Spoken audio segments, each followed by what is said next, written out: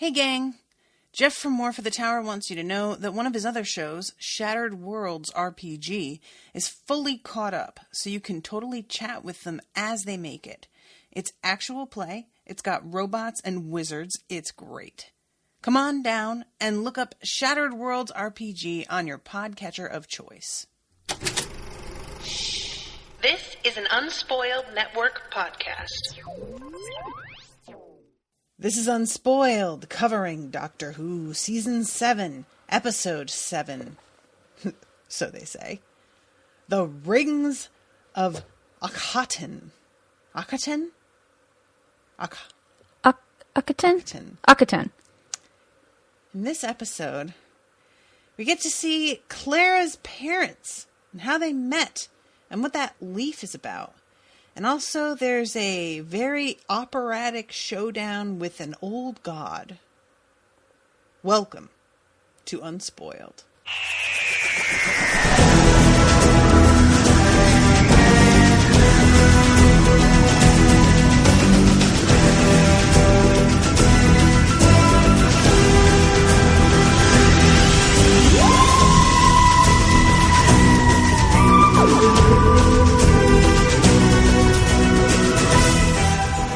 Welcome to the show, everyone. I am Natasha.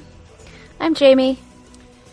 So, I don't really know how I feel about this episode. I didn't dislike it. I didn't love it. I liked the beginning of it a lot. I don't really... I feel like I will need to discuss it and get my feet under me a little bit. Because the ending was odd. Mm-hmm. You know? And I think that is what kind of throws me a lot with this show. Will be the way things wrap up will feel kind of like... it doesn't exactly match with like the tone of the start of the episode. Mm-hmm. So my brain has started to say, oh yeah, I really like this. And then the ending feels so different that it makes me go, maybe I don't like it. Well, no, I still do, but I don't like that. Well, and then I sort of wind up going in circles in that way. Do you know what I mean? Yeah, I've never really landed on how I feel about this episode. Yeah. Like, the opening, first of all, what is Beano Magazine? I don't know. How is it spelled? I'm going to screenshot this. It's called The Beano, spelled the way that one would spell the anti-flatulence pill that you take when you eat things. And it says The Beano Summer Special 1981. And it's... The Beano is the longest-running British children's comic magazine published by D.C. Thomson in Dundee, Scotland. Wow. I'm surprised I've never heard of it, because usually even if like something is from another country, like when we're as close in language and proximity as we are to England, and something is that much of a cultural touchstone, you hear of it. It's in conversation, you know? Mm-hmm. And I have never heard of it before, and it's very funny to me that it's called the Beano. I want to know more about that. It looks like, I guess I could see maybe if it's like a highlights, but it doesn't look like it from this cover. It looks much more comic-y than highlights did, which aimed to be sort of like educational. Yeah. But yeah, the Doctor is reading The Beano Summer Special 1981 with his Harry Potter glasses on, which those are Amy's, right? Yes. And he's got a real sinister vibe because of like the way he's watching here, and like we know that he does not mean ill. But were I to notice him as one of these two people, I would figure he was about to try and kill me. Because there's a real vibe to him of just... there's like an anger, it almost feels like, when he spots them. And I don't know if that's me reading into it, but maybe it's just him just being like, I'm going to get to the fucking bottom of this, god damn it, you know? Well, I think that is kind of what it is. Yeah. He seems to think that there's something up with Clara and how she keeps popping up in his life, or versions of her keep popping up. So it's like he's looking for a sinister plot. Okay, that makes sense. But what he finds is a normal couple who meet in a interesting way, and then they have this little girl. Yeah, so this dude gets a leaf to the face.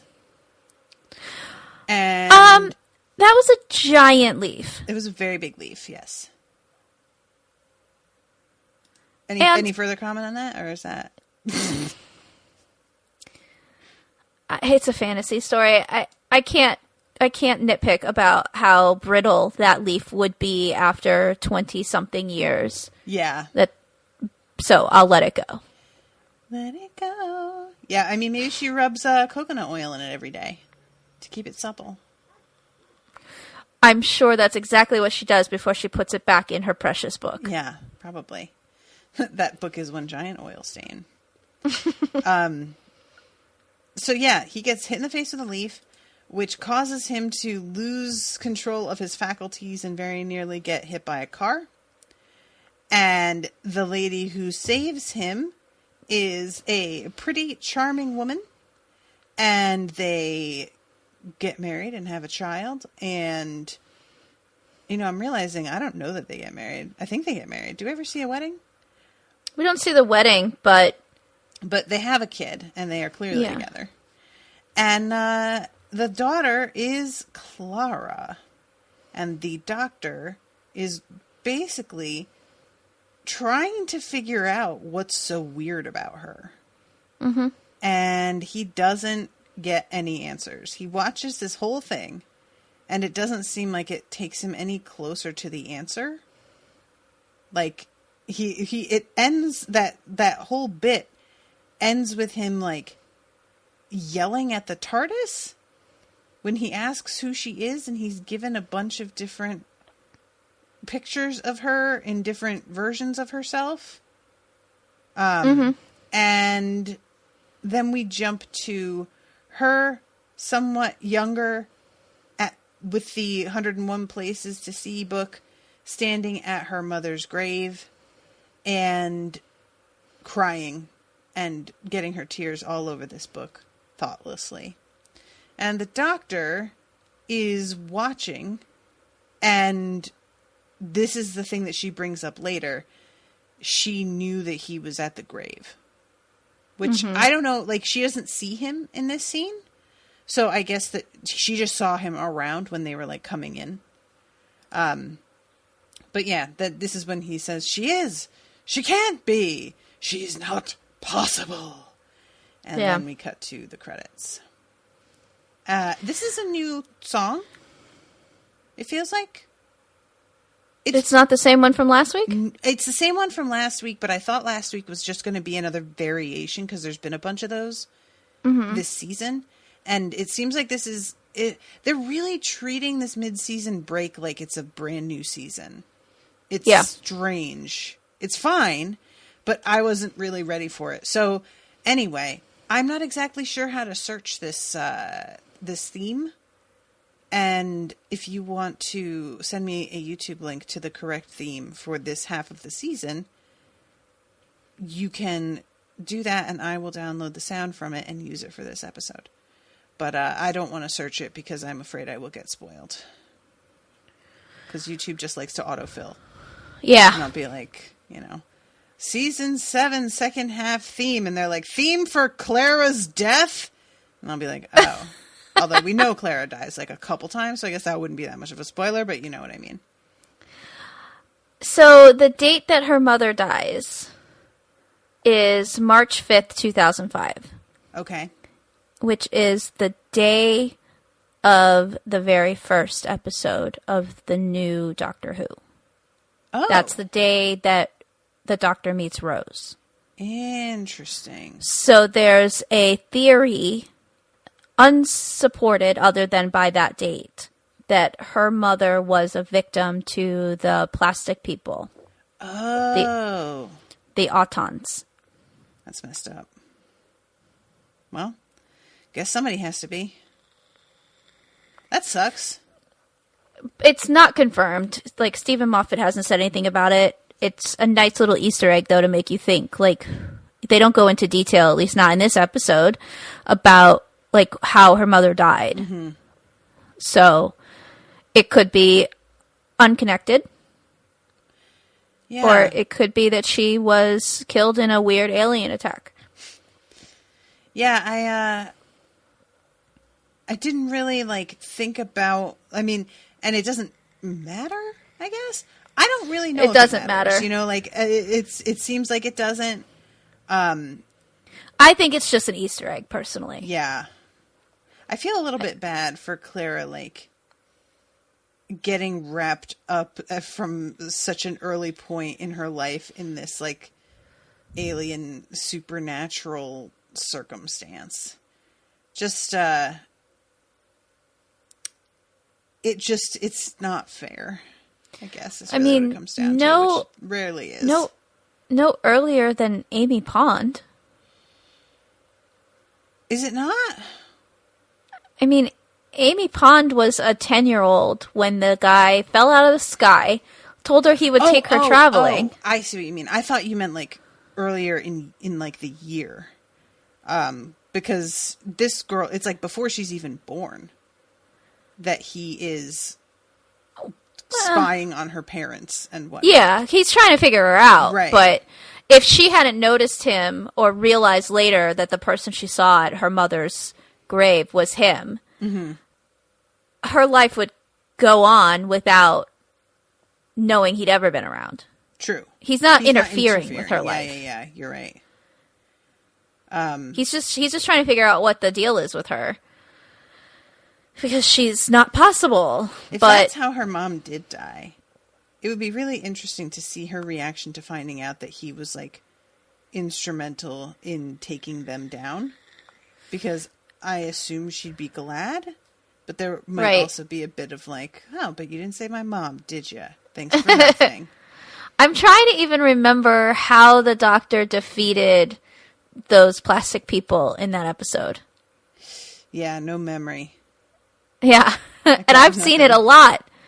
I've rewatched that season a lot, and I can't remember now exactly what happened because my brain goes to the Christmas episode with the Santa Clauses. Yeah, that's what different. I was doing too. Same thing. Yeah. I was just like, I kept having to be like, no, that's not the same one. Oh, wasn't there something in Rose's apartment where the doctor looks at himself in the mirror and, like, flaps his ears? Oh my god, they make fun of his looks so much in that. They make fun of the doctor's looks a fair amount, to be honest, so it's fine. They do. They didn't so much with Tennant because he doesn't have any, like, really exaggerated features the way that Eccleston and Matt Smith do. I disagree. I think he has very exaggerated features, but I think that they're seen in a more favorable light for some reason. He's got a fair-sized nose. He's got a bird-like aspect to him, in my opinion. He definitely does have a bird-like aspect, you're right. But Eccleston has those ears that stick out, and Matt Smith has all of this going on with the chin and the no eyebrows and all of it. He's got a lot to talk about. So we go then to her waiting with her book. And this is evidently the next day after she's told the doctor, come back and ask me again, I guess? Yeah. I was so hoping that she would say no again and that she would tell him to come back and ask her again another time. And that would just be a thing that she does for a long time. But what can you do? It's fine. I don't blame her. Have you ever seen Almost Famous? Yes. There's a scene in there where they're on the bus and Penny Lane is asking William to go with them to one of the next cities that they're going to. And he's saying that he has to go home. And then he turns to her and says, ask me again. And apparently that was ad-libbed. The actor was not like sure about his performance, so he turned to Kate Hudson and said, "Ask me again," so that he could redo it. But they left that in there because it was so charming. And that's it, you saying like hoping that she would tell him to ask her again made me think of that because it's such a sweet, like the idea. It's a sweet moment. It's like there was some story that I heard or read somewhere about a woman who got hit on by a guy who wanted her number. And like, I don't remember if this was like a bit in a show or what, but basically she would like agree to meet him somewhere for a date on her terms without giving him her number. And each time that they had a good date, she would give him one additional digit to her phone number. So that so you'd have to have he would have like, to be good. And it would have to be 7 dates before you get the whole number, or exactly, or 10 if you have to put in the area code. Which for me you would, because probably then you wouldn't, because I would think that like cell phones have made that more of a thing to need, but there was a time where you knew everybody's area code right out of the gate, which I thought was a good idea. Really make him work for it and make it so that he can't actually like get a hold of you. You have all the cards, which is pretty fun, I think, says the control freak. So he asks her where she wants to go, and she draws a blank and says that it's like when somebody asks you what your favorite book is and you completely forget every book you've ever read, which is very relatable. And finally she just says, "I want to see something awesome." And he is so excited in the background while she's trying to decide. And when she says something awesome, he just throws his hands up in the air and yanks on a bunch of things on the TARDIS. And then we see the door open and them step out, and she has her eyes closed. And he has her open them to see. They are standing on like a meteor in a ring outside of a star. Is this a star that they're looking at? Well, it kind of looks like a sun. He says it's a sun in a whole different galaxy or whatever. And then the market that they go to is located on that one meteor that has the pyramid on it. Is that right? That one's different. The one that has the pyramid on it is the one that the little girl is sort of transported to later. Okay. The market is basically the rings of Akhaten are all of those little meteors. So I guess any one of those has life on it. Oh, okay. It's kind of how I took it. So they're on not the same meteor they just landed on. They go to another one of the many things circling that sun. Huh. Okay. I got you. So the second episode with every new companion, I'll have to look into this, but I feel like it's always an alien planet that they go to. Okay, yeah. I mean, like he can take people anywhere in time and space, and he always chooses space. Often time as well, like with Rose, it was the end of the world. It was the end of Earth, but it was 5 billion years later or whatever. I can't remember offhand what it was with Martha, and no, maybe I'm wrong because maybe Martha was Shakespeare for the second episode. I'll have to look into it, but it's an interesting thing about the Doctor. The second if it's true. episode, the moon episode? No, that was her first one. And that wasn't him bringing her anyway. That was involuntary. Right. Yeah. So I might be wrong because I think maybe Martha's was the Shakespeare episode. I mean, I can understand that, though. You want to impress them, right? And I feel like space is going to feel much more high impact than time travel. Time travel is going to feel kind of like, well, you might just be a human who can do some crazy shit. But space and meeting other life forms, that's another level. So if you were a companion with the Doctor, your first trip you'd want to be to another planet. Absolutely not. No. No, not for me. Thank you. I would pass. I'm saying I can understand his thought process on it.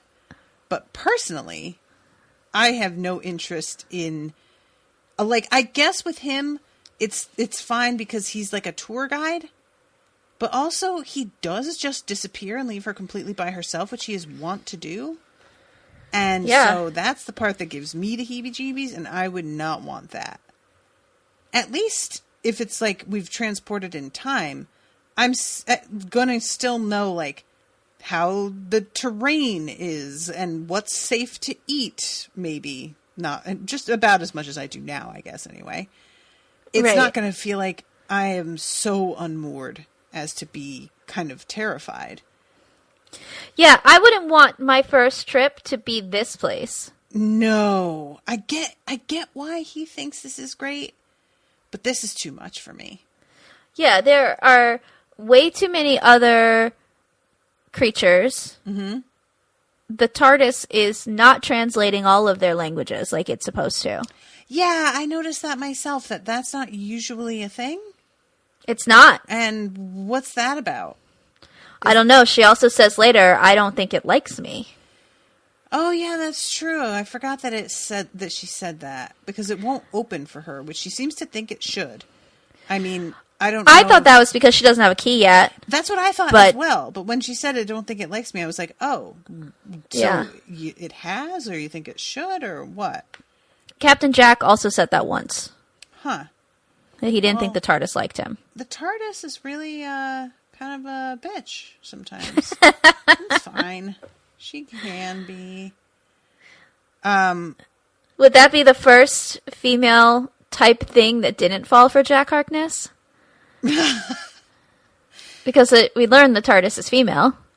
There was some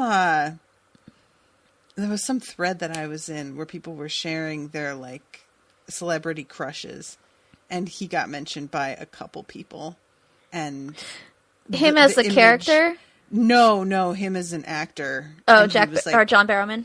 Yeah, he was holding up his feet in these like stiletto heels, sitting in a director's chair. Yes. He likes to dress in drag. Mm-hmm. He's pretty fun. He's a fun follow on Instagram. His hair is very white right now. Ooh. It's interesting. That's a good look.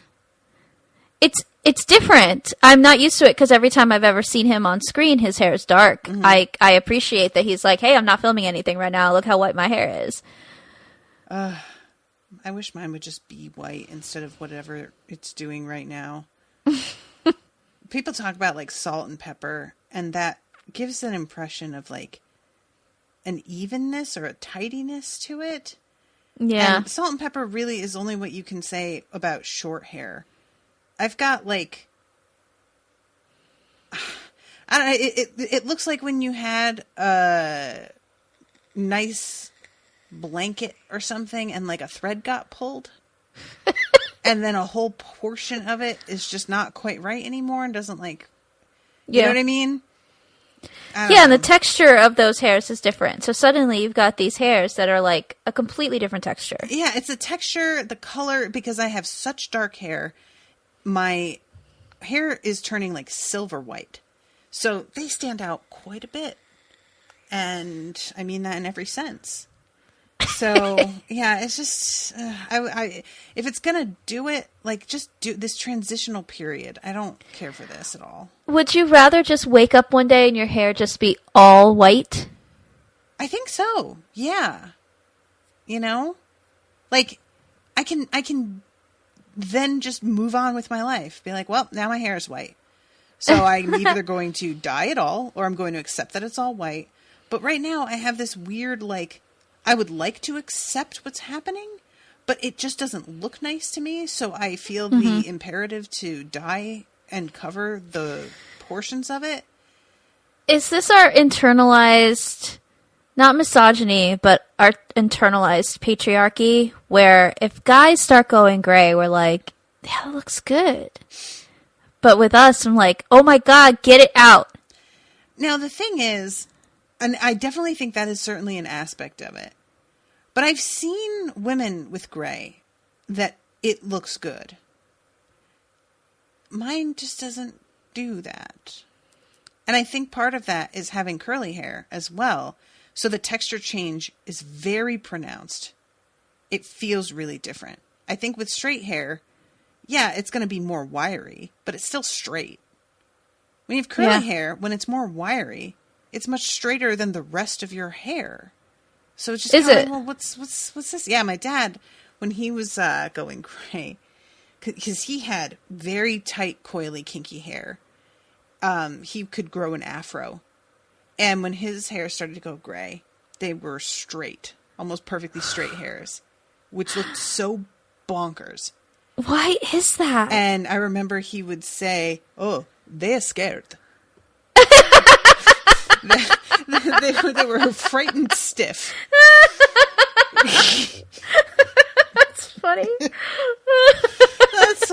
That's kind of what's going on with me, except like it looks really, it's just more difficult to manage, you know?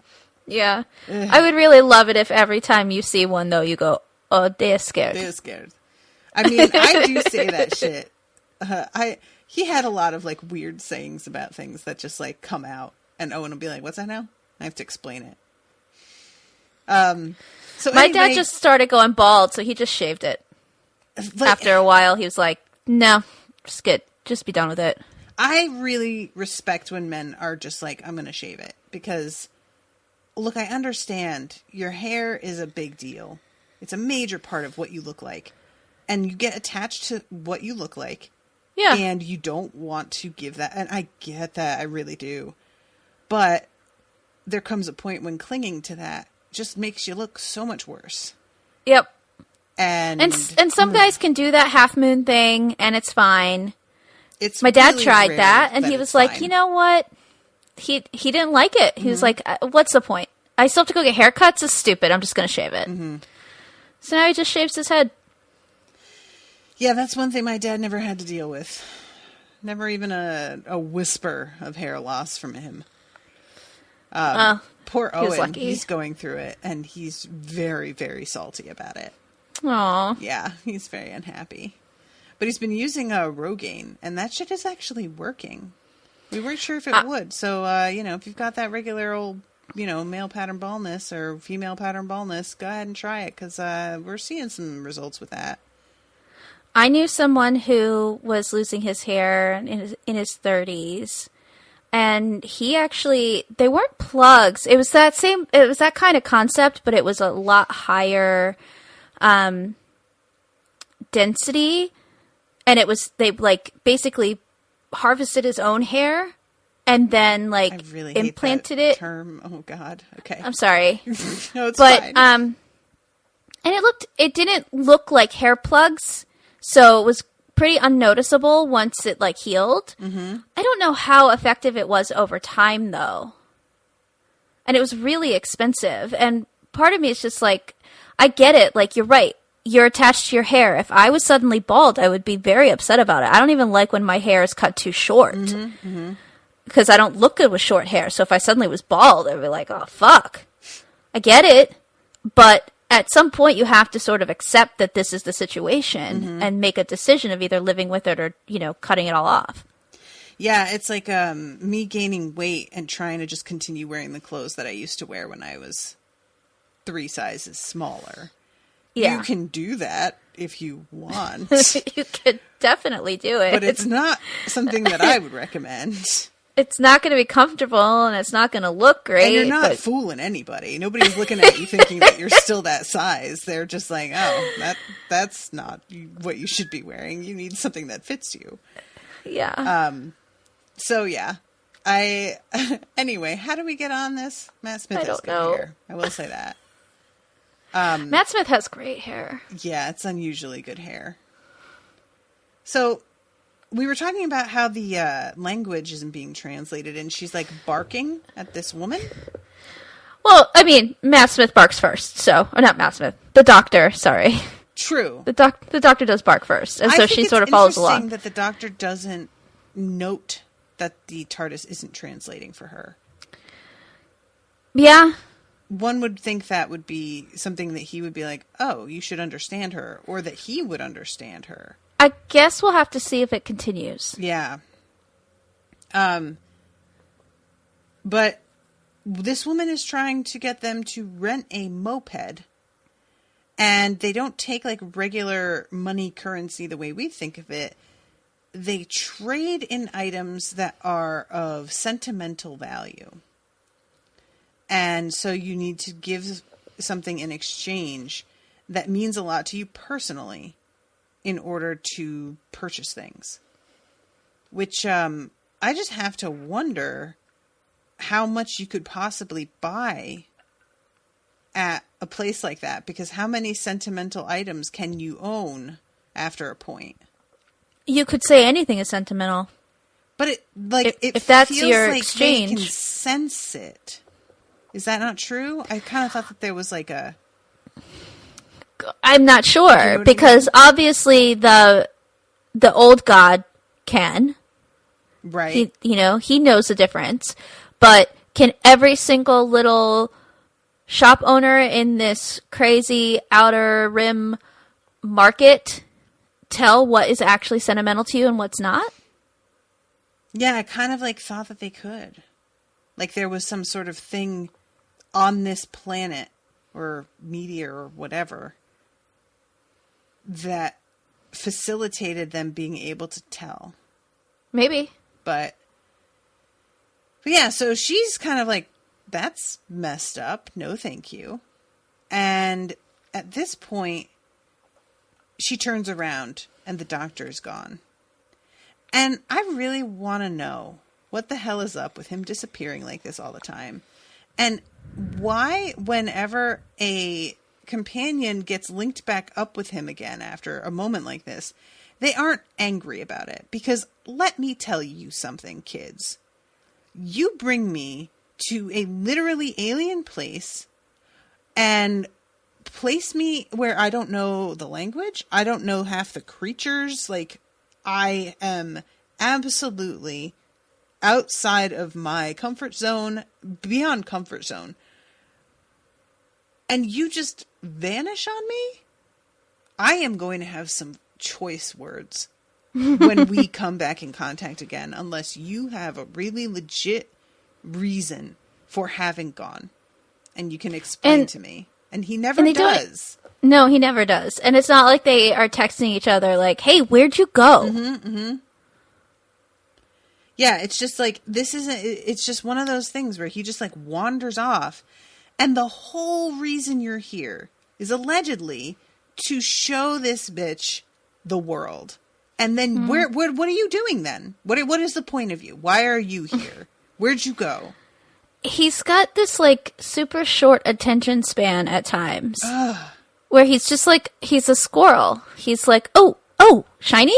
It's a ferret.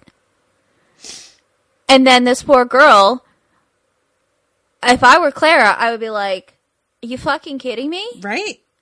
I don't even understand their language. These things are barking. Yep.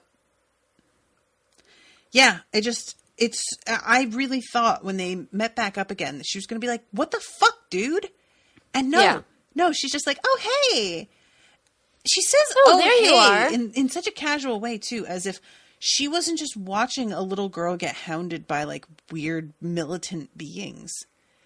Like, you weren't just off looking at some cute jewelry. Yeah. Lost, and then they run into you, and you're like, oh, it's fine, I had some churros, it's no big deal. You wound up in a weird... Churros. I know, right? I shouldn't even have said it. But my friend made these churro cookies on his little YouTube show the other day. And they looked amazing. He made them look like little roses. And I was just like, so mad. He has no training. He's a better baker than I am. And every time he makes something beautiful like that, I'm just like, son of a bitch. I would never even think of that. It's genius. Owen's been getting, there's a Brahms near us, which does ice cream, and it's really good ice cream. And Owen the other day got churro ice cream, and he was very happy with it. He wasn't sure. It was the first time he ever got it. And he was like, oh God, this is like cinnamon ice cream with Captain Crunch in it or something. I was like, actually, that does sound fucking awesome. Does sound really good. I love a churro. I was tempted to make these cookies just because I love a churro. And they're not fried, they're baked. He said they end up being kind of chewy. They just sounded great. Oh, I said Captain Anyway. Crunch. I meant Cinnamon Toast Crunch. Well, you guys know what I'm talking about. It's fine. Okay, well, Anyway. that sounds even better. It does, though, right? I love Cinnamon Toast Crunch. Ugh. I recently discovered that I have an issue with carbohydrates really affecting my blood sugar pretty badly. I am not pre-diabetic, but I might be, like, hypoglycemic. But I had a bowl of Captain Crunch that Owen brought home yesterday. It's like Halloween Captain Crunch that has ghosts in it that turn green when milk hits them. I love me some Captain Crunch. It's so crunchy. I haven't had Captain Crunch in a really long time because it always tears up my mouth. Yeah, it used to for me, and I don't know if it's because these are cut in a different shape that it wasn't so bad. But I'll tell you what, I thought I might pass out after I finished this bowl of cereal. Oh man, my body was not happy about that. What are you sharing with me? Is it a picture that? Oh, yeah, that's cool. Is that pretty? Yeah, that's really pretty. So anyway, okay. She sees this little girl, like, runs into her, and she's like, "Are you okay?" And the girl just runs off. And then these, like, weird dudes appear, and they're like, "Have you seen the Queen of Time?" Or what do they call her?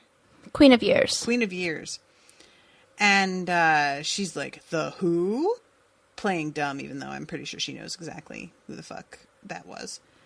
And Well, they're dressed just like the little girl, so I think she definitely knew they were looking for the little girl. yeah, and but she's just like, "I'm not helping you track down an errant child, you creeps." But she does follow the little girl in order to try and help.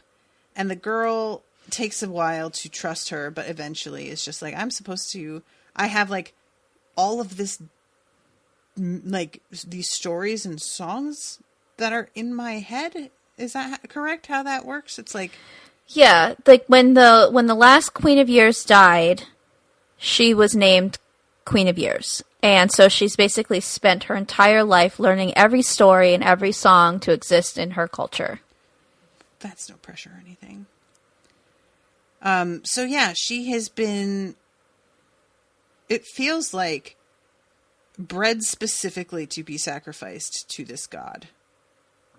If I'm not mistaken. That feels like that was the entire point of this. And they just, like, failed to mention that was. Well, they're not going to tell the little girl that. Yeah. So, and this reminded me a little bit of, in the Dresden Files, there is an entity called the Archive. And she is a little girl who contains the sum of human knowledge. And she has this immediate grasp of information where if you write something down, if you do anything to preserve information, whether it's by pen, by computer, she will instantly know it. So if you aren't anywhere near her, but you need to get her a message, you can just, like, write something on a piece of paper and she'll see it, hear it, whatever, however you want to call it. That's a cool power. It's cool, but also it has led to the insanity of every previous archive. So Well, that sounds about right. yeah, it's like one of those that's, she inherited it much younger than she was supposed to because her mother committed suicide. It's a whole thing. It's fascinating to me, to be honest. But this just reminded me a lot of that. And this little girl is supposed to sing a song, and she says she's afraid, what if I get it wrong and I make grandfather mad? And of course, at this point, we don't know what she means by grandfather, but it turns out this is, like, way more high stakes than just, like, what if Pop doesn't like my song? And Clara tells her about one time how she got lost, and her mother said that she would always find her, and comforts this little girl and tells her, I don't think you're going to mess it up.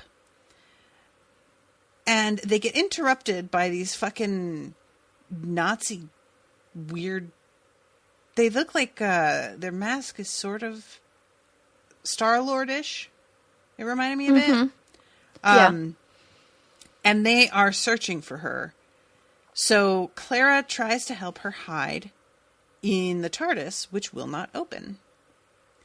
And eventually, they just, like, hide out behind the TARDIS.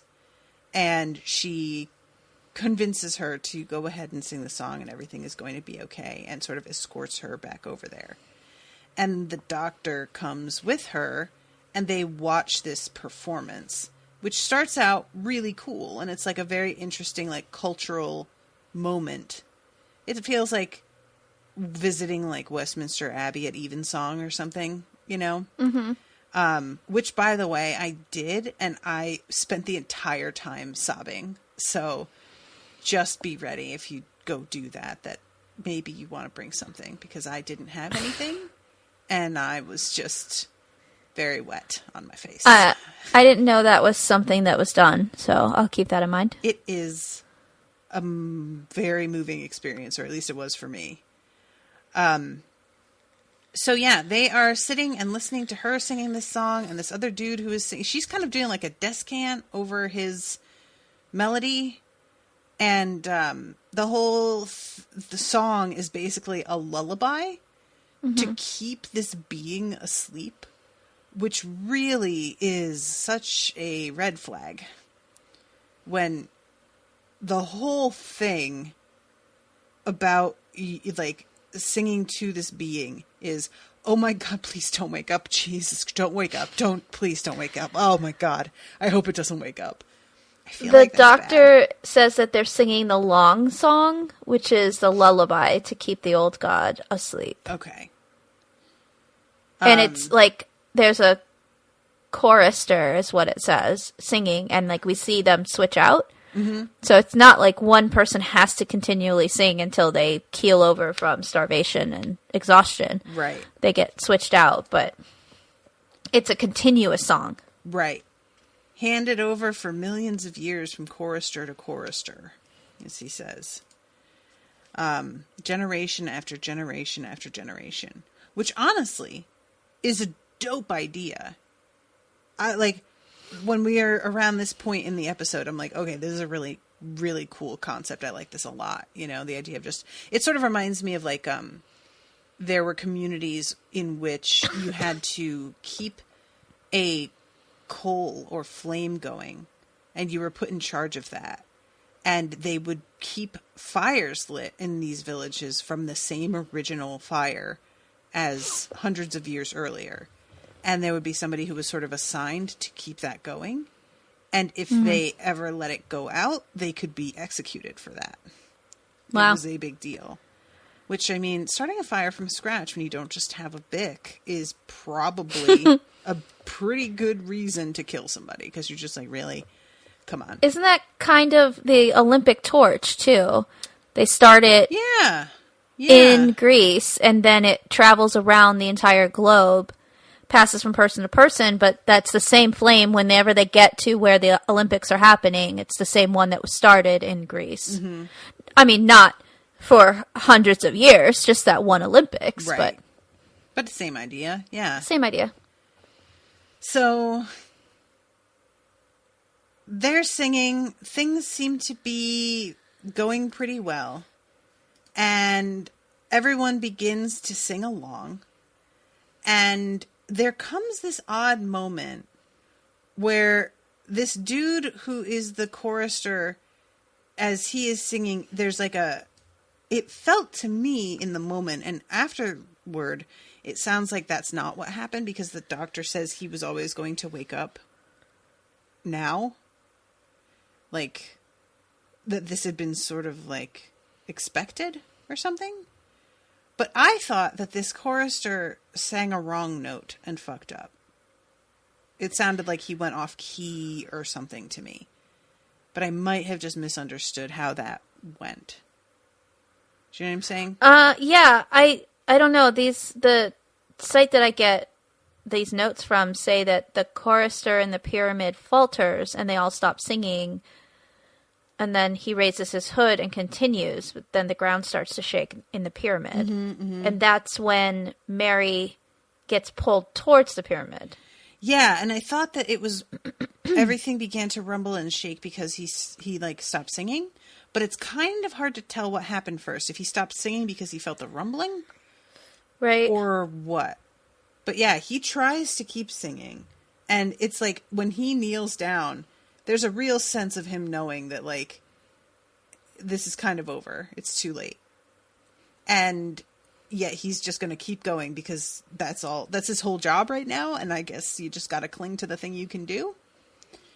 And as this is happening, the little girl whose name is Mary gets picked up in this, like, odd sphere of light. And she isn't even, like, drawn straight to the temple. It's like she's hovering in midair for quite a while. Mm-hmm. And the doctor runs out of there. Clara follows him thinking that he's, like, abandoning the situation, and he has to be like, no, I promise I'm not leaving. He just wants to go rent a moped. And she is forced to give up a ring that was her mother's in order to pay for it, which she does get back at the end of the episode. So they use the moped to try and stop this little girl from flying into this temple unsuccessfully. She does wind up in there, and there is a giant door that slams down between them, and the doctor has to work to get it open, and it's difficult enough that eventually he has to let it go, and they get sort of trapped inside with what turns out to be a alarm clock vampire. It's such an odd thing. It's exactly as weird as it sounds. Well, that thing is a mummy of some sort. And at the beginning, we're led to believe that that's the thing we don't want to wake up, that that's the god. Right. And then when it turns out to be a monster, I was like, well, yeah, because these things are never what you think they are. Mm-hmm.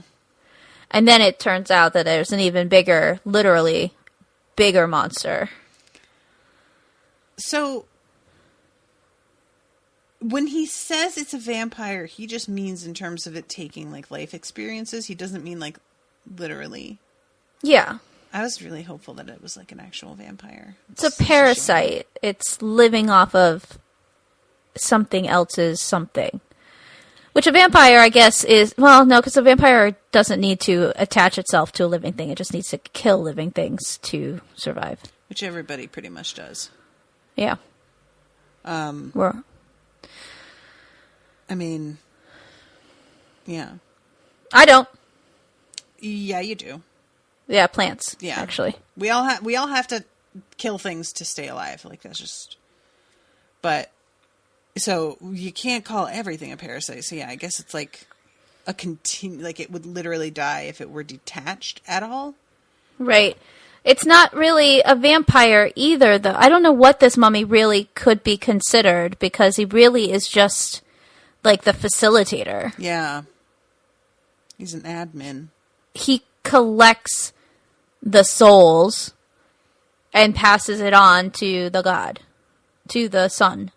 The big giant jack-o'-lantern. It is a little bit, isn't it? Didn't really even think of that. That's funny.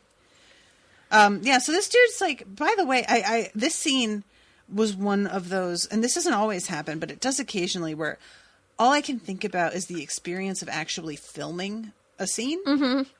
And the doctor's stuck in the doorway, and he's got his sonic screwdriver, and Clara has to act as if she's trapped by invisible fetters against this, like, tank. Mm-hmm. And then there's a dude kneeling who's just singing the whole time in the background. And I just felt like this must have been a nightmare to film. There's just so many different things going on, especially, like, once the alarm clock man wakes up and then he's just thrashing around inside the tank behind her. There's a lot happening. And I just kept thinking, like, man, it must have been... It just must have been a lot filming this whole scene. Yeah, you're right. Like, this is one of those scenes where I watch it and I'm like, man, being an actor is weird. Mm-hmm. Mm-hmm. Like, I don't know how you don't just stop what you're doing and go, look, what are we doing? This is just so weird. That is, like, the number one thing when I think about like jobs that I would like to have.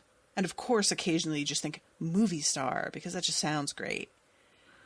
But then I remember seeing the footage of Chris Hemsworth jumping around green blocks, fighting nothing with roars of rage.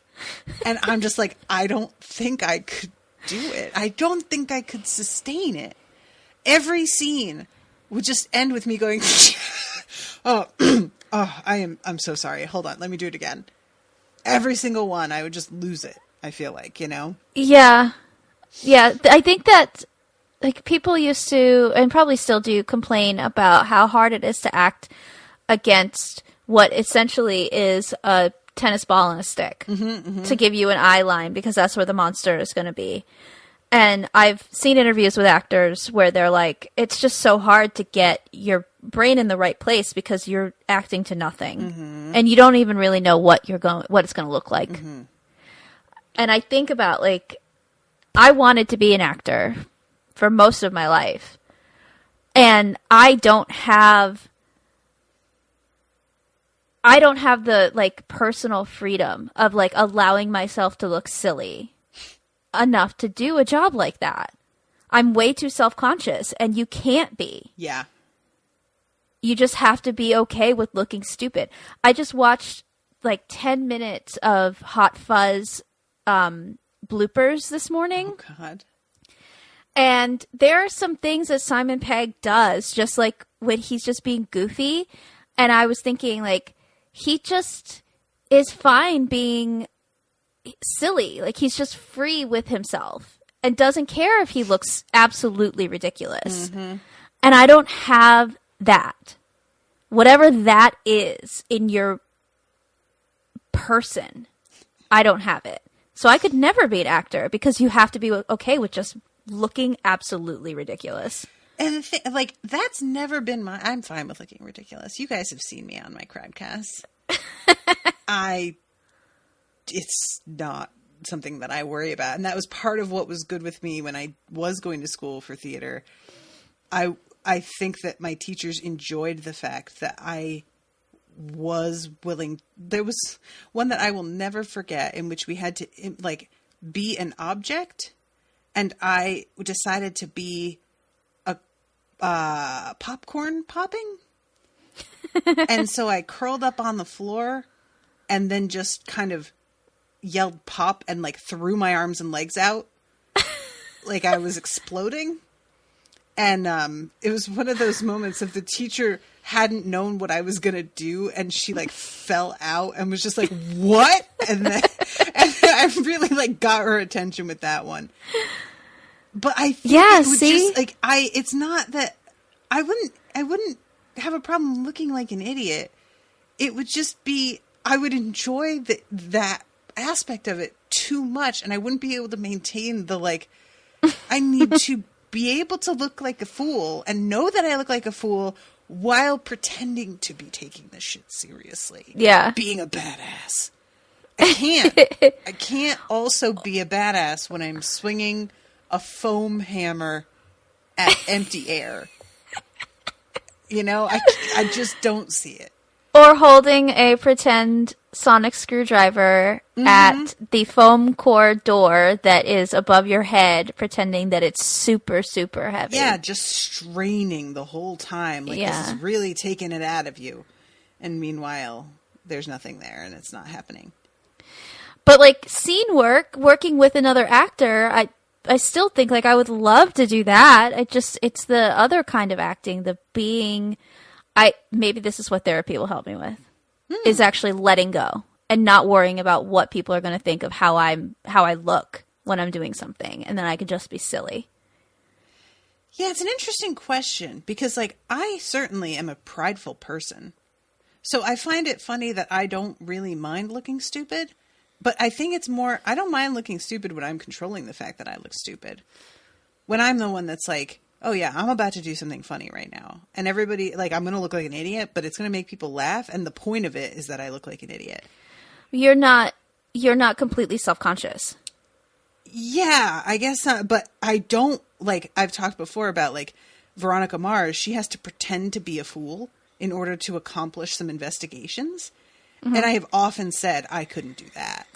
The idea of pretending to not know things that I do know and affecting being like an airhead for somebody's sake so that they will like let their guard down and tell me a thing.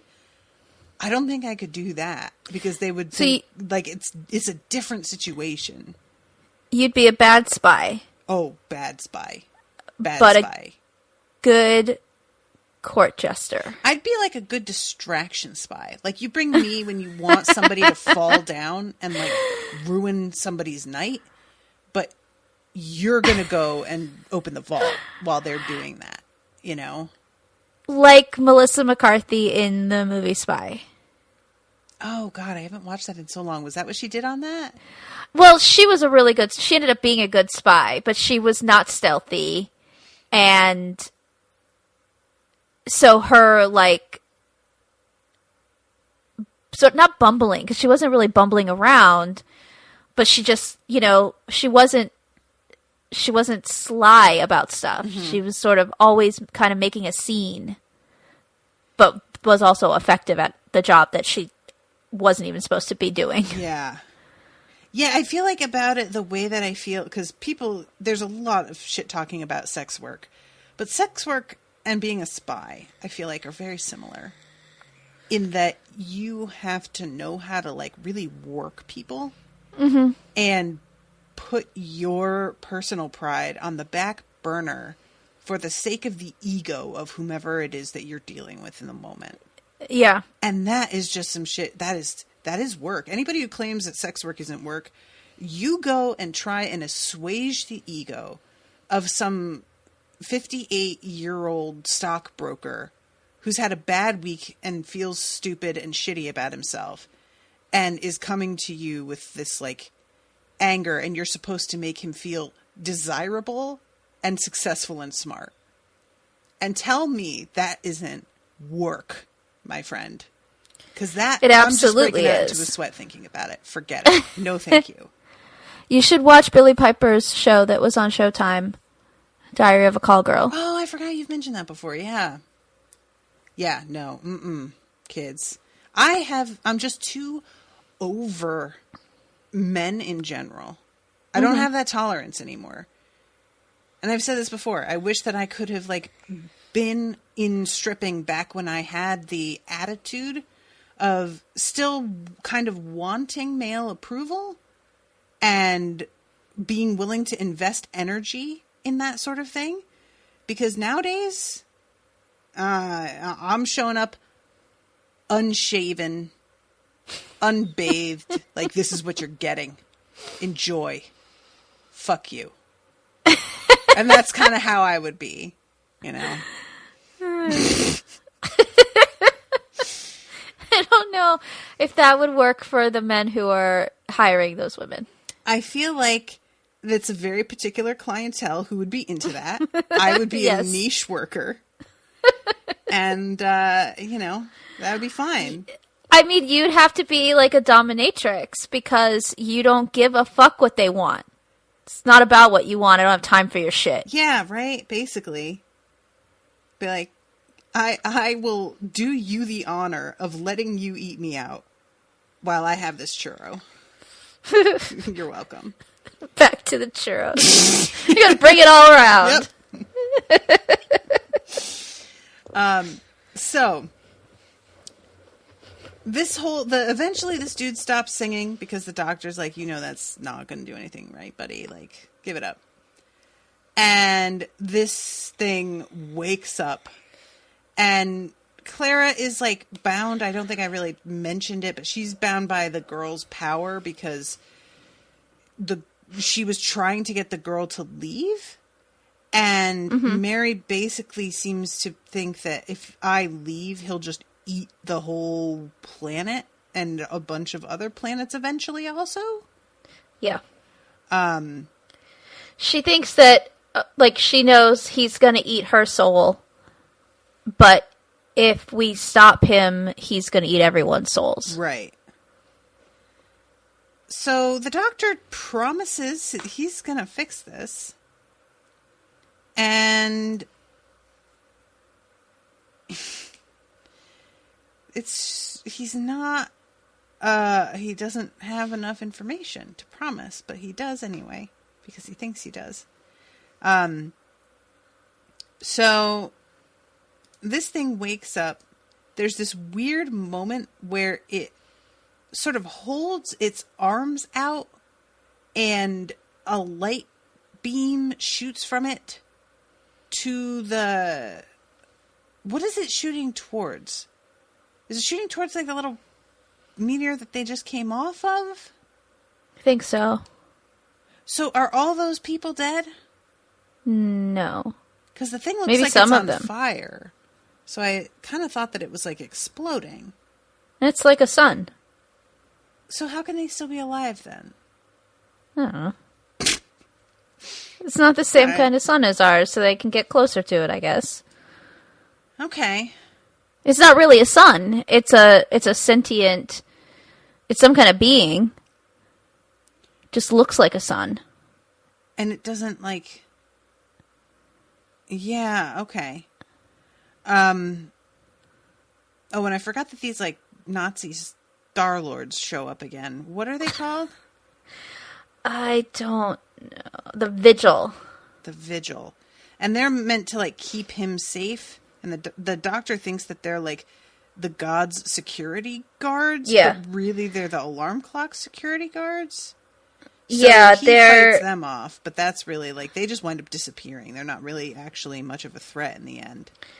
Right. And I would like to formally lob a complaint about this chorister who is like, well, the old song ends with me, I'm out, and then fucking teleports away. Right? You shit. I completely forgot that that's how that ends, is that he just bounces. Yeah. He's got his own little teleporter on his wrist, and he's just like, alright, see ya. I'm outie. Jesus, what a shit.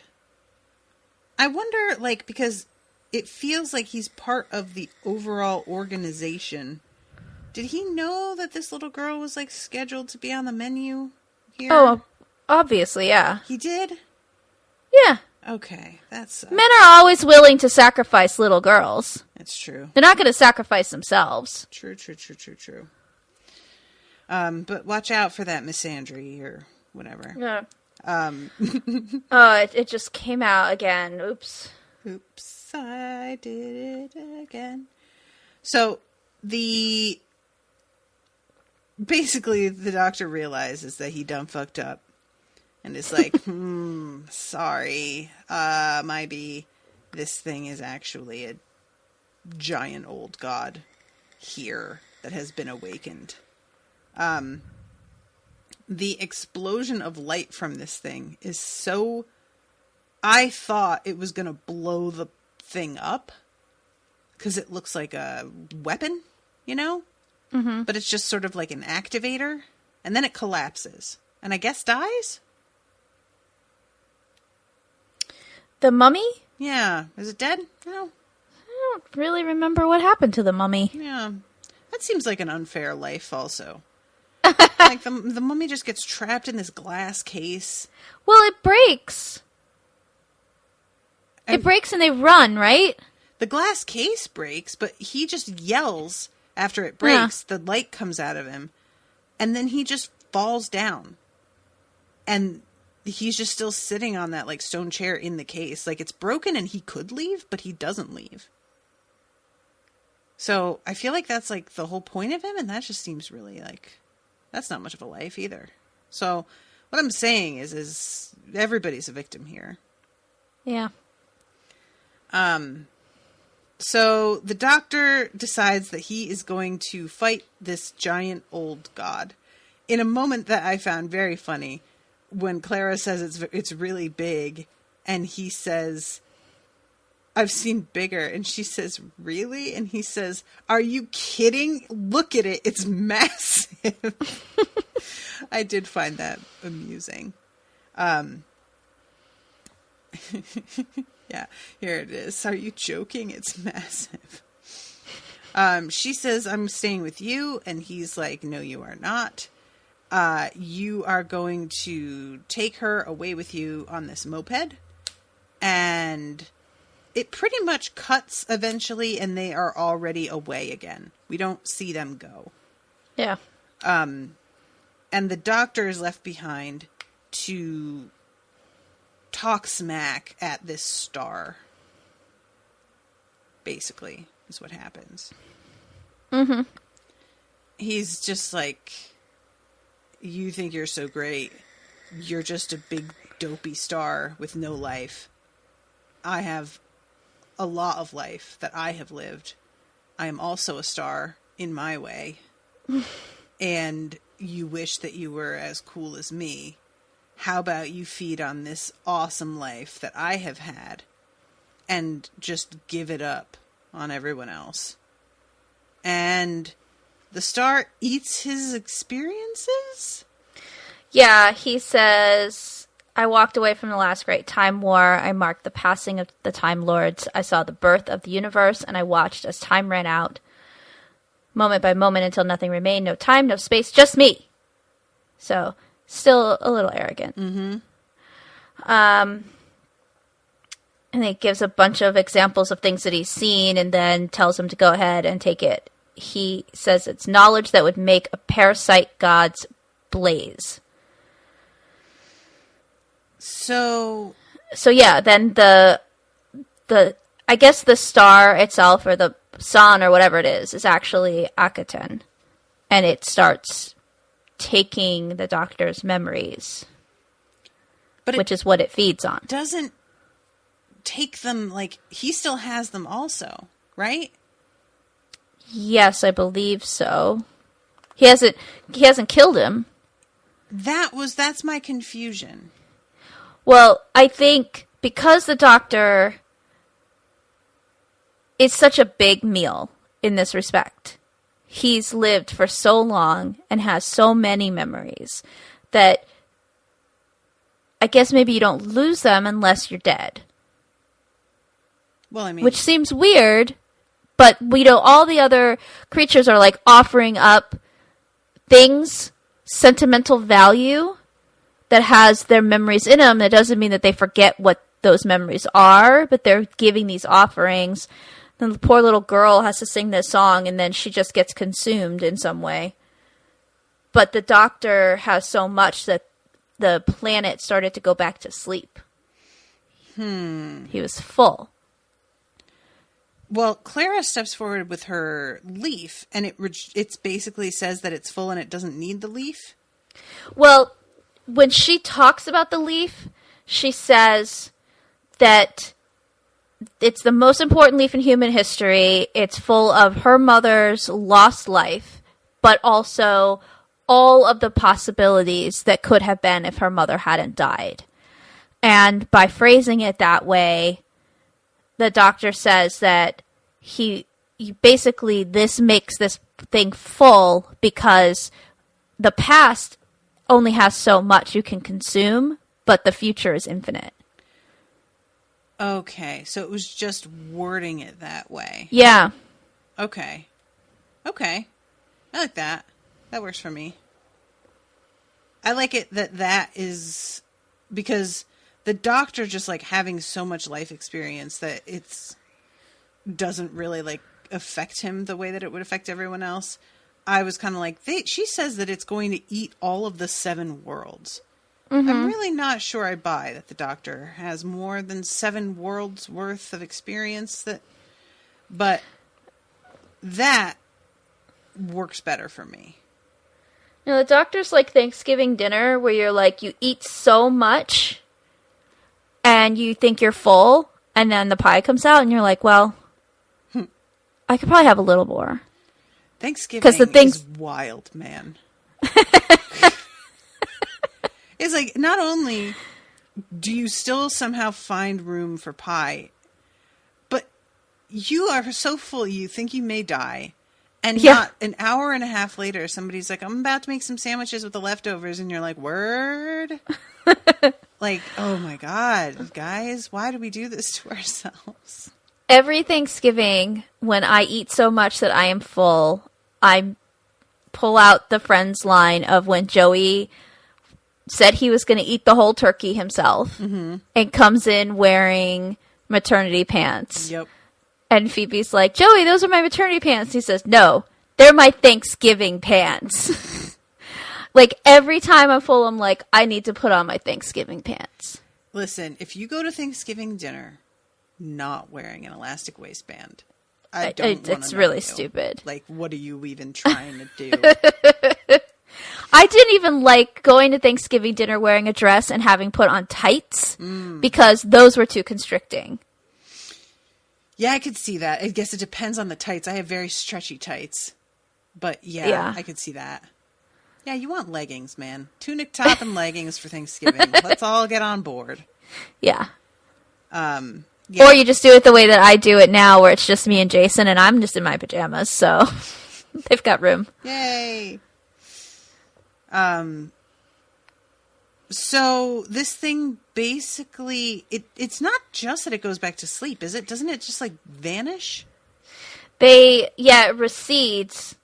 Like, it sort of recedes away. I don't know what that's going to do for all of the stuff that's been in its orbit around it. Yeah. That's a good question. And there's, like, a whole religion built around it, and now it's just gone. Yikes. Yeah. And, of course, Doctor doesn't hang around to, like, help with the restoration. He's just out. Yeah, this thing is very, like, reminiscent of the Great Intelligence. I feel like it feels like an origin story. This is the Joker for the Great Intelligence. Because it's just, like, devouring human experience. I'm sorry, I did not know what you were talking about for a second. Like, the Joker for the Great Intelligence. Now I got it. Sorry. I haven't seen that movie, but I get it. I see what you're doing.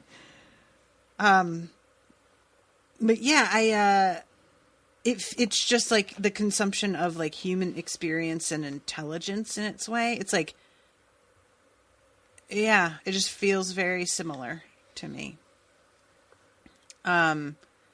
So yeah, it recedes. We see the little girl who she's, like, back in that sort of temple area and begins singing, and all of the people begin to join in the song. And we have this moment of Clara thinking about her mother again. And thinking about how the doctor said, we don't walk away, before she, like, goes and helps him here. And the doctor saying we don't walk away, I definitely get. My mom saying I will always come and find you, I guess that's just meant to be, like, her, like, the association with her mother and the leaf. I guess. It's just a weird thing that I kind of thought for a second that she was, like, remembering something about her own past. I got confused by that moment, thinking that there was more significance to it very specifically, rather than it just being like, oh, Mom, I should do this thing that's like a memory of my mom, I think that she puts together, when she's thinking about her mom and thinking about the things the doctor said, then she has some clarity, like, I saw him at my mom's grave. Oh. Because then she asks him about it later. Or she says, I saw you at my mother's grave. And he tells her that she reminds him of someone he knew that died. Right, which she thinks is him trying to, like, fill in a gap. Yeah. And, I mean, it is, but not in the way that she thinks, which is kind of funny. Right. Not quite in the same way as, like, how Martha felt like she was always being compared to Rose. He's saying, you remind me of someone who died.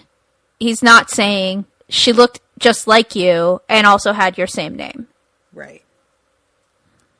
Yeah, she looked just like you, had your same name, really similar personality. Also, maybe same parents? Like, we don't know. This is a very particular Clara. He can time travel. I'm wondering if he could go and look at the parents of the other Clara. Are they the same parents? I assume so. But I don't know. Is it a similar story? Is there a leaf? Is that how they met? It's the most important leaf in all of human history. Yeah. So, let's see. Eventually, when they are back on the TARDIS again, there's the flash of the house. Is that her memory again? I'm looking through the episode to just make sure that we didn't, miss anything. And No. the TARDIS appears in front of... Is he returning her home? Yeah. Oh.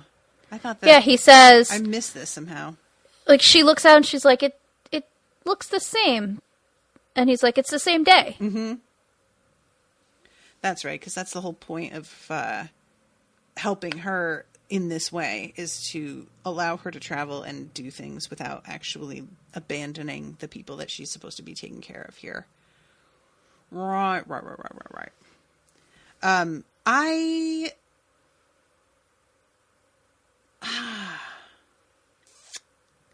I don't know. Yeah.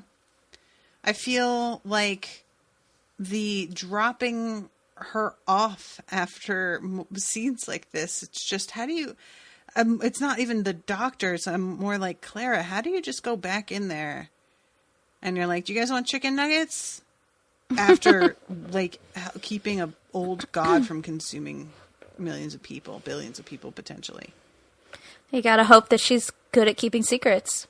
Yeah. I mean, who's gonna believe you? And not just that, it's just in your own headspace. You know? It's like going to a really awesome rock concert, and you're in this vibe with everybody there and this artist doing this work, and you're pumped up, and then you have to stop at Walmart on the way home. Do you know what I mean? Where it's just this come down that there's nothing to be done. That's just how it works. But getting out of that, I mean, it feels like there's 3 minutes from that God retreating to her being dropped at her door. Right. And I just feel like I wouldn't be able to do it. I would be too hype, and everybody would be like, what is your deal today? I'm trying to think back, when I got to see Hamilton, and after it was over, we went back to our Airbnb and came home the next day. And I didn't know how to, when people were like, how was it? I'm like, it was amazing. I don't know how to describe it though. It was everything. And imagine nobody asks you and you can't tell them. Right. So you're just vibrating inside with this excitement. And that's exactly how I felt after seeing that show. It was I can't contain myself. Mm-hmm. This was the most amazing experience. And I'm glad I got to share it with somebody. But how am I ever going to be back to normal? Right. Yeah. I kind of feel for her in that. I understand wanting to go home after and keep up on your responsibilities. But also, I don't feel like that's something that I could do. I feel like it sounds good in theory, and then you just, it just in practice winds up being much more difficult than you thought it was going to be. Yeah. Which is, but there's also what Amy and Rory kind of ran into a little bit. Yeah. And at least they could share it with each other. Right. They have that. But there's also the added wrinkle of you could tell people this story and they would think you've lost your mind. Mm-hmm. And probably try to have you committed. Oh, you spent your Saturday afternoon on another planet fighting a god that's a giant star? Okay. Oh, you saved the day by holding out a leaf? My mom's leaf. Yeah, all okay. Right, Clara. Yeah, Clara, I don't know. Are you okay? Sweetie. is the anniversary of your mom's death coming up or something? What's going on?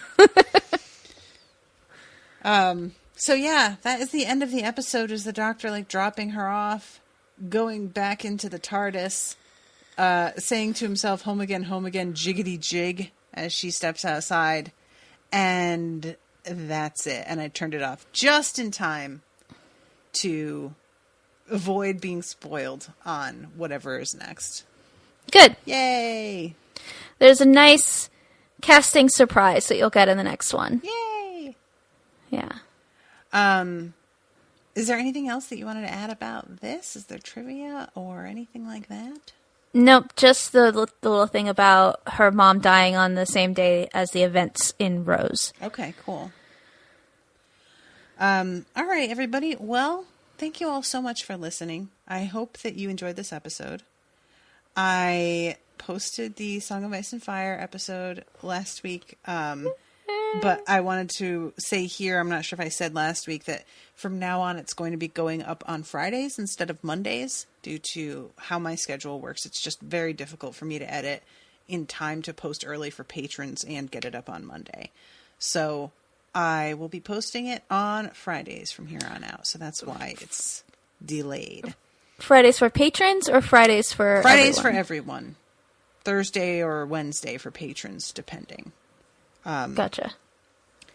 And I feel like there was another thing I was going to mention, but I don't remember what it was. So, is it Unspooked? maybe it was Unspooked. The first Unspooked went up. I am really... It's one of those projects that it's like every year I'm like, oh God, this is so much time. It's a lot of work. But then I start doing it and I'm like, oh, this is so fun though. Are you still doing all like the spooky sounds and music and stuff in the background? Am I still? Let me tell you something, ma'am. I got a membership to a sound effects website and downloaded like 65 new sound effects for this episode. I mean, not for this. I didn't use them all. But yes, I am. And I am exploring more. It is a labor of love. It's very fun. This first episode, I think, is like a little bit tamer than some of them have been. But I think the next one is going to be pretty scary. Krista said it scared her. Well, Krista, or it made her creeped out. I mean, we know that. No offense, Krista, if you're listening, but like, you are, right? It's fine. I am too. But yeah, I had somebody in the Mighty Network be like, I don't know what it was, but this one didn't get me. And I just commented in response, challenge accepted. So hold on to your butts. But yeah, it's really, they're a good time. And if you are interested in listening to Unspooked, avoid the reductress scary stories, because I've pulled a lot from there this year. Normally, Reductress or Jezebel? Because you wrote a post and said Jezebel. Jezebel, thank you. Yeah, Jezebel has like a call to readers for them to submit stories every year. And I always pull at least a few from there, but this year, there were quite a few that I thought were pretty good. And it gets more and more difficult every year to find stories that are allegedly true. Mm-hmm. You know, a lot of stories you find are so supernatural that they don't work for me. I like things to feel unexplained and like something that actually happened, or that feels grounded enough that even if you don't really think it happened, it still gets under your skin. And like the knife that kept appearing in my aunt's bathroom.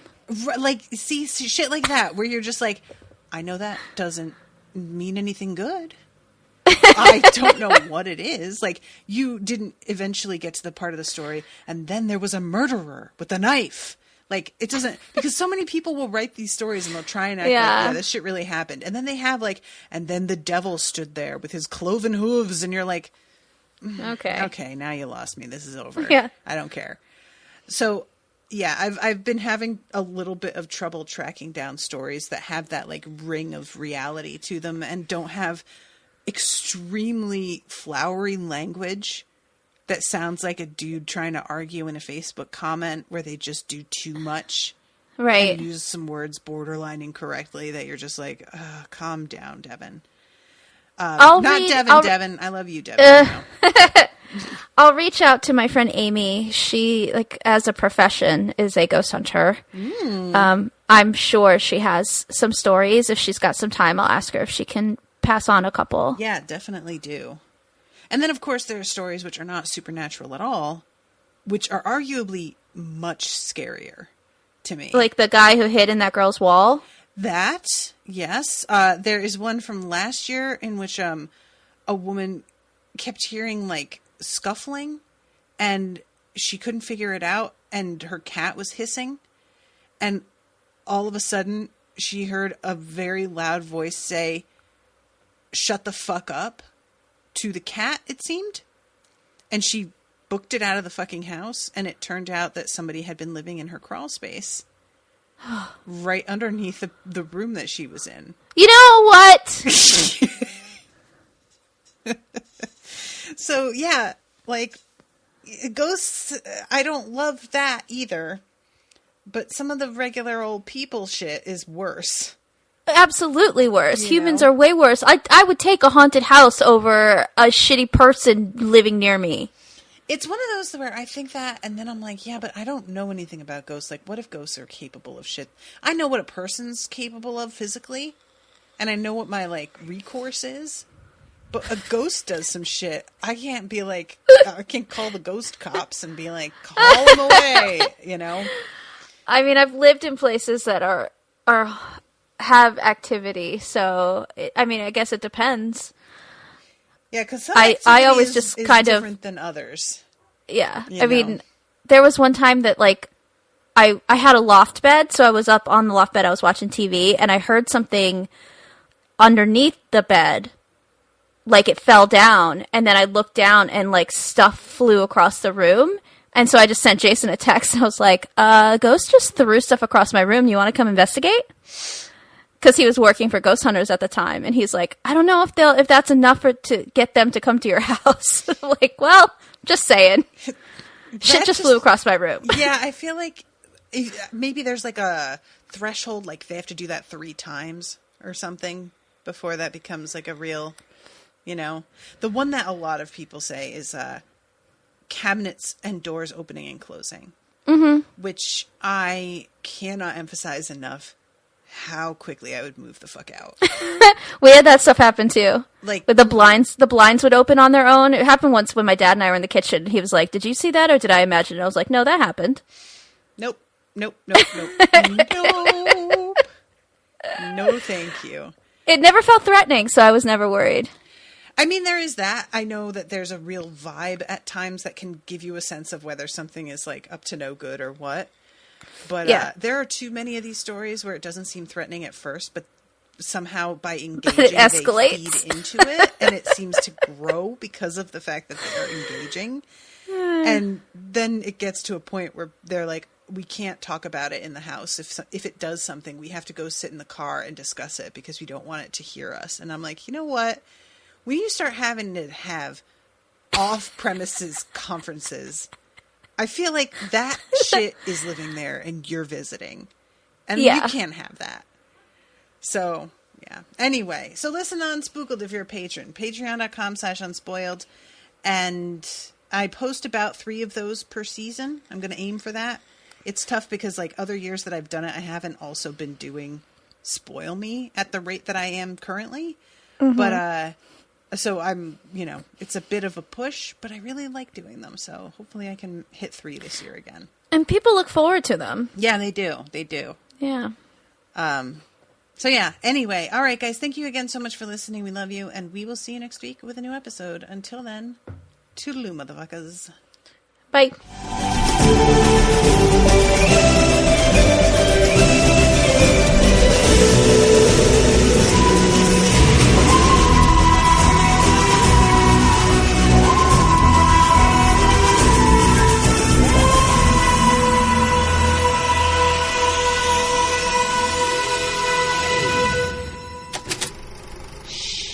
That was an Unspoiled Network podcast.